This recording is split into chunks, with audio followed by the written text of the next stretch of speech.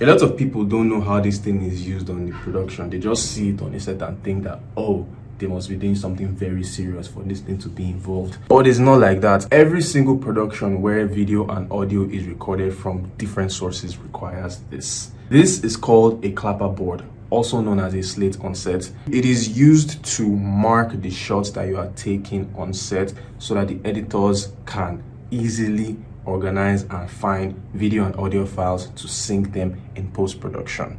Essentially, it's just used to organize your clips. If you are on a very low budget and you are the one that is going to edit what you are shooting, sometimes you might not really need this. But if you are going to be shooting something that you will not be editing, this has to be there, or else the editor is going to swear for you. Basic information that you would find on a slate is the role, the scene, the take, the production, the director's name, the cinematographer's name. I really don't know what goes here because nobody ever feels it, at least in Nollywood, so I've never really seen what really goes here, and I don't know what's supposed to go here, but it's something that can be ignored.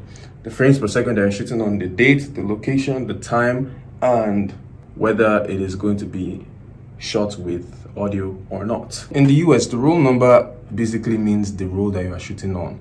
If you are shooting on digital, it identifies the media files.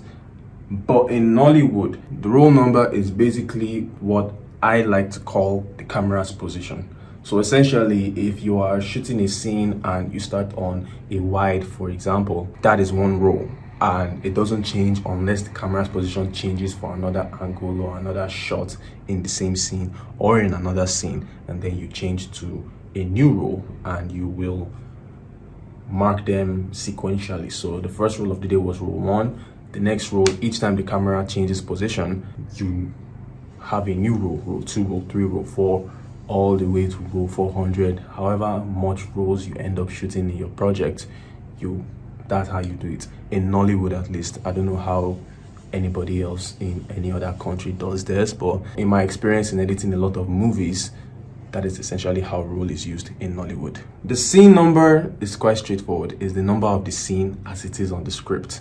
So if you are shooting scene 13 is what you write here. If you are shooting scene 14, it goes here. Sometimes some scenes can be very long that you can't shoot everything at a go and you will need to break it down. If you are breaking it down, sometimes it is done on the script, but I don't advise it personally. But some people do it on the script. But sometimes you find out that on set, you can't shoot this whole thing just like that. So you have to break it down. And so you have things like scene 13A, 13B, 13C. They're all the same scene, but you have to shoot them differently in different ways. So you have to account for that. And so you have to also put it on the slate, scene 13A, 13B, 13C.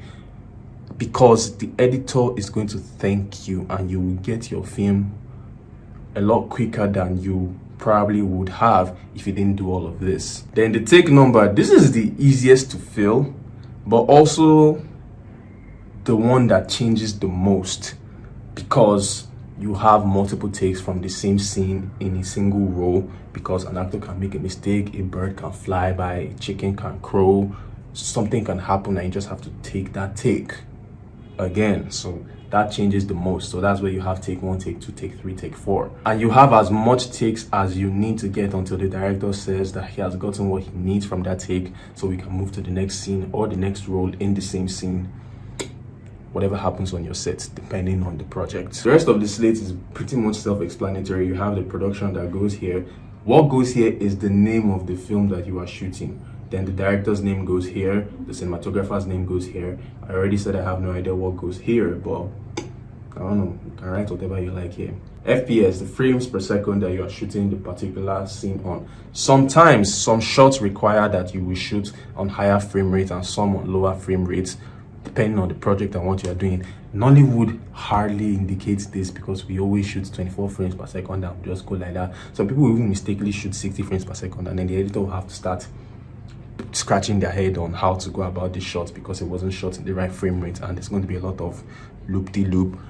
You have to indicate this. In fact, this is a call to action to everyone who is in Nollywood to be intentional about your frame rate. Make sure that your cinematographer knows what frame rate he's shooting on. Make sure you indicate it here and make sure that the editor knows what he's getting himself into when he sees the slate in the shot. Nobody needs to teach you how to use the date. It's the day that you are shooting at the moment that it goes here. Interior, sometimes you can be shooting indoors or outdoors. You have to indicate it here. Sometimes you might not really have to, because by the time the editor sees the shot, they know exactly where it is taking place. But sometimes you can it's just nice to just indicate we're shooting inside, we're shooting outside. That's interior and exterior. Circle whatever you are shooting on wherever you are shooting. Just circle it. Let the editor know that yes, we're shooting inside or we're shooting outside.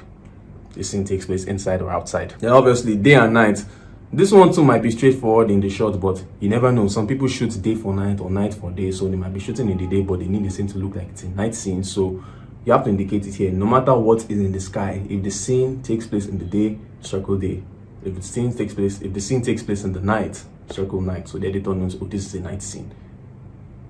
Even though there's torchlight everywhere and everywhere is bright, like it's daytime, but it's a night scene. So treat it as such. And then last but not the least is sync and MOS. This one, sometimes even though we are shooting with a slate, there are some scenes that we don't really need audio to record. We just need the video.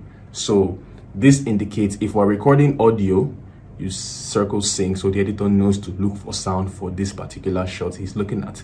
And then if you are not recording audio, you circle MOS. MOS literally means, at least in Nigeria, mute on sound. There is no sound. Don't bother looking for sound. If you see the shot, there's no sound there. Now, whose job is it to mark the shot here? On a professional production set, it is the second assistant camera, also known as a clapper loader, who does this. Then if you're on a smaller budget, the script supervisor also does that. The script supervisor and the clapper loader actually work hand in hand, because everything that goes on the slate for each take goes into a log sheet that the script supervisor has, which is what he gives to the editor, so the editor can cross-reference everything with the shot and the log sheet. I think I'll make another video on how the script supervisor does his own thing together in collaboration with the slate. But yeah, if you don't have a second assistant camera, you can beg the script supervisor to slate as well.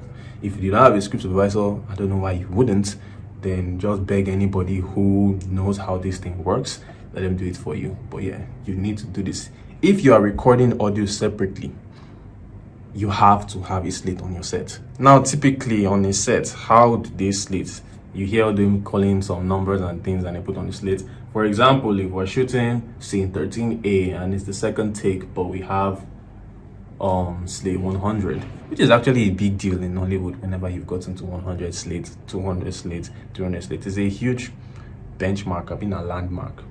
It's a huge moment, sha. But anyway, so typically this is how slating goes. Camera starts recording, audio starts recording, everyone is in position, and then somebody yells, usually in Nollywood, put the board in, and the board goes in frame of the camera. The camera needs to see it and be focused on the slate, and then the script supervisor or second AC, whoever is slating, goes slate 100, scene 13, take 1. The clap is important because that clap sends a spike in the audio waveform, which the editor sees when they're editing to sync the audio with the video. Once you clap, you get the fuck out of the shot, director calls action, the scene goes on. And you always have to slate right before each scene. The camera needs to start rolling and the scene needs to be marked before you clap and you move. Now, in the event of shooting an MOS scene where you will not be recording audio, obviously MOS will need to be circled, but you need to do something. There are some techniques to slating because it's not every time you clap. The clap is for sound, but if you're not recording sound, you don't need to clap. So when you're recording an MOS, this is how you slate. You just go slate 100, scene 13, take 2, and you move your hand blocking the thingy from clapping. There is not going to be any clap, so the editor would see this and know instantly that there's no audio here, so he doesn't need to look down to look for MOS.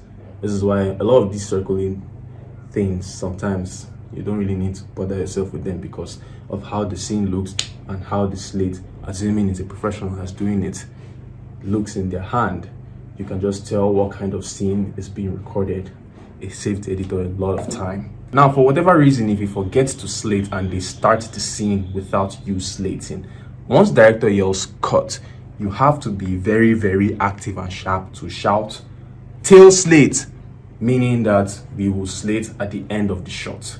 because you still need to slate the shots. Yeah, we've already recorded, the scene was really long, there was no time, somebody forgot, energy was somehow, and we just started recording without slating. You screen tail slate, and then you run and put the slate in the shot before camera and audio stops recording. But the slate needs to be upside down like this, so that the editor knows that there is a tail slate. So the editor will swear for you, because at the beginning of the shot he doesn't see a slate and it's like, what?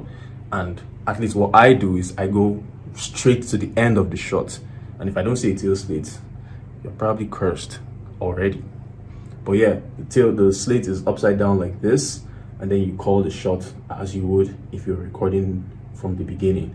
If there is sound, you clap. If there isn't sound, you hold the slate in a way that blocks clapping from happening. And that's basically it. If you want more insight on how to slate and the other techniques and things that go on regarding slating or anything else in terms of filmmaking, let me know in the comments and I will get to them in my next video. Bye bye.